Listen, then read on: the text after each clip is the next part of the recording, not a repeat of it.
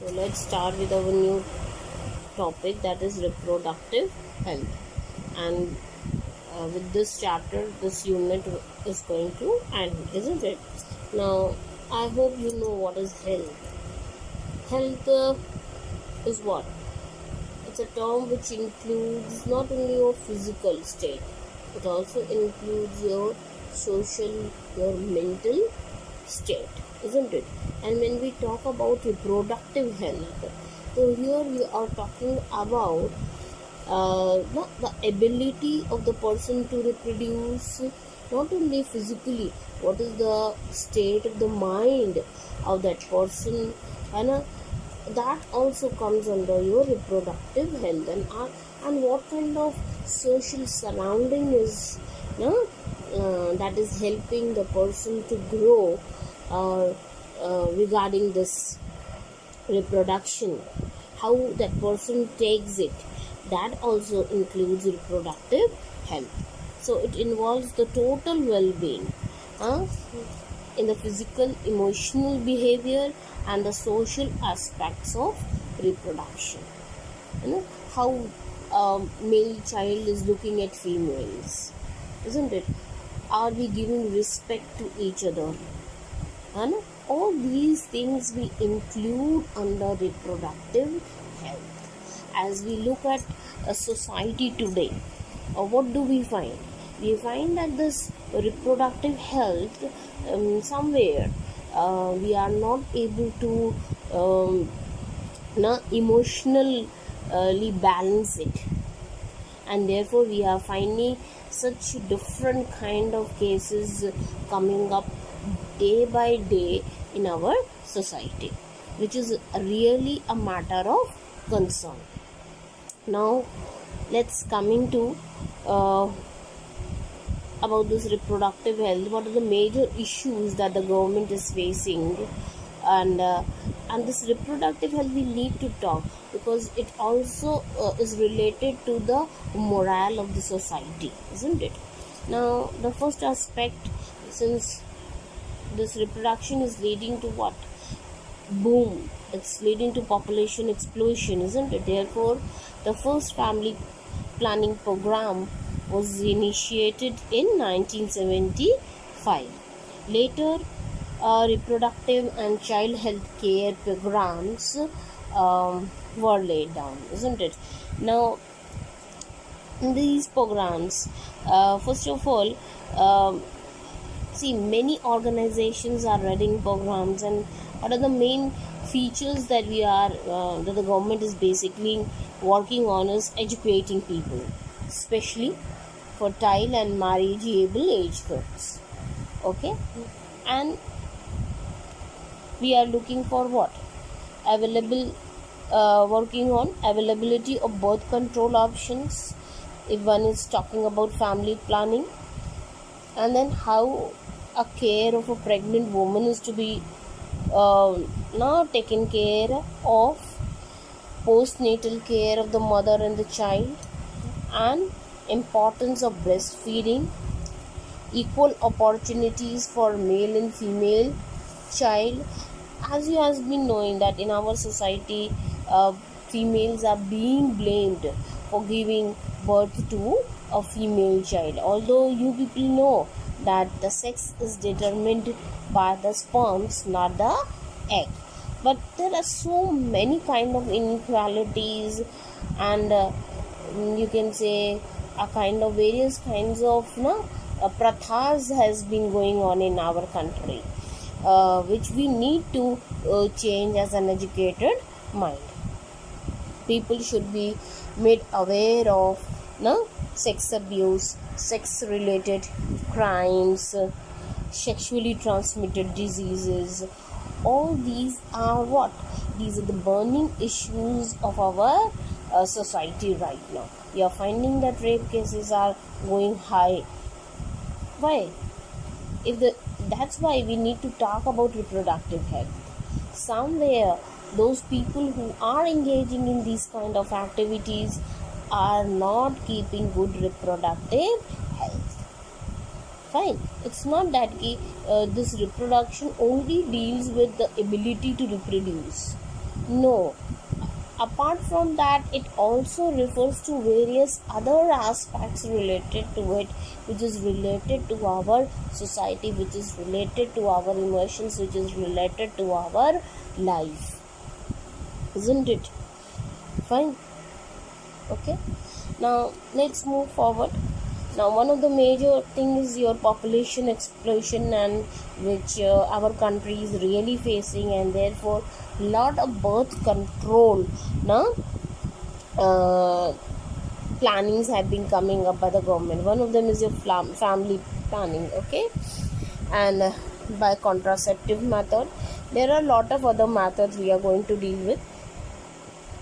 Raising the marriageable age, like if you look at earlier, people were married at 6 and are at 12 at the age of the 12, isn't it? But now it has been raised to 18, and 18 for girls and 21 for boys.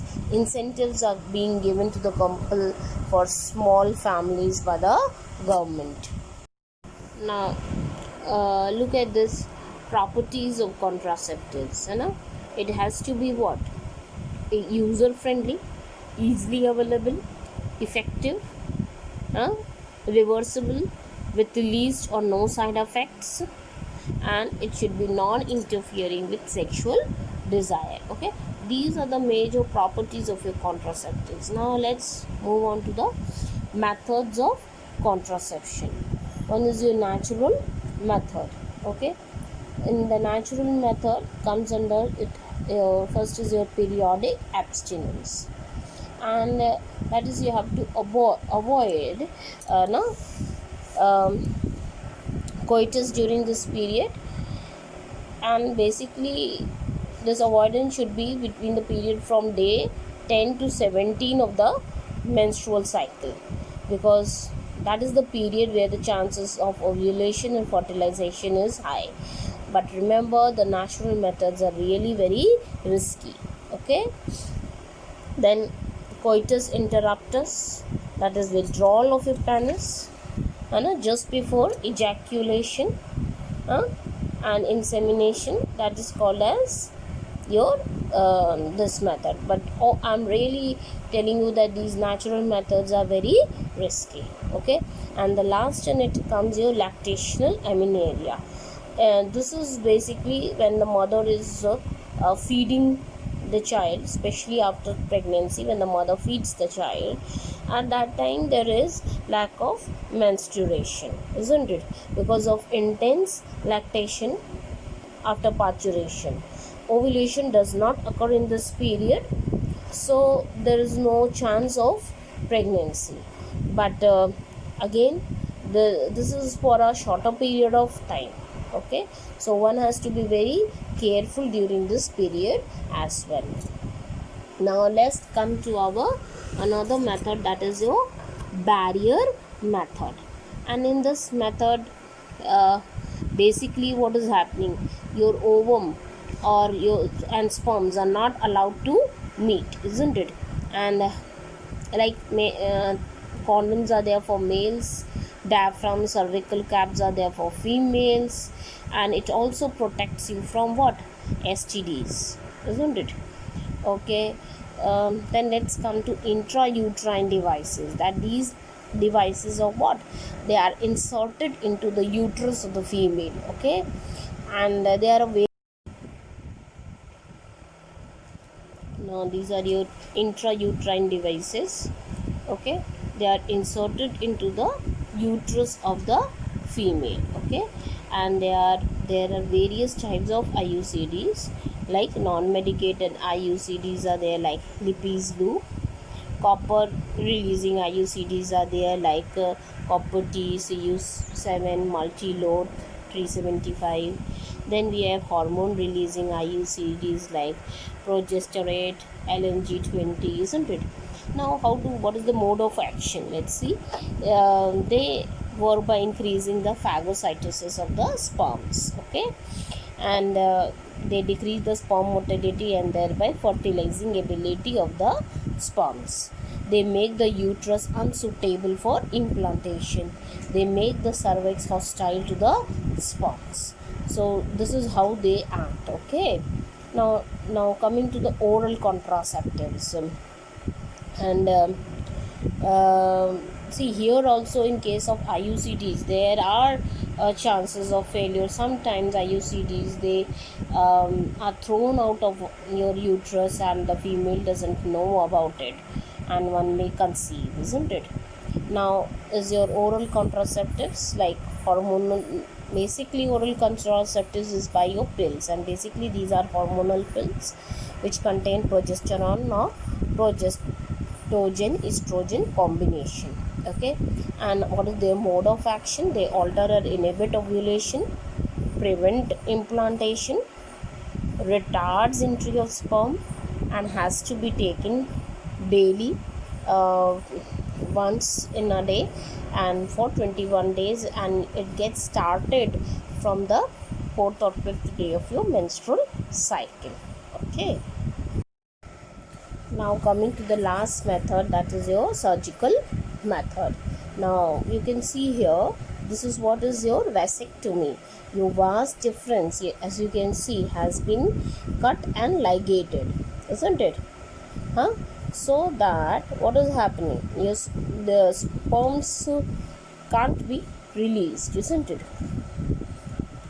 Fine. So this is method, and in this method, when the couple wants to uh, have a child, and the surgery can be done where when these vas deferens can be joined, but chances of reversibility is not very high in this case. Okay, and in case of your, this is your tubectomy, isn't it? And in tubectomy, you can see what is happening, your oviduct has been cut and ligated, so that no more fertilization and implantation can take place, isn't it? One of the major drawback of this method is the chance of reversibility. It may reverse at some times, it may also not reverse.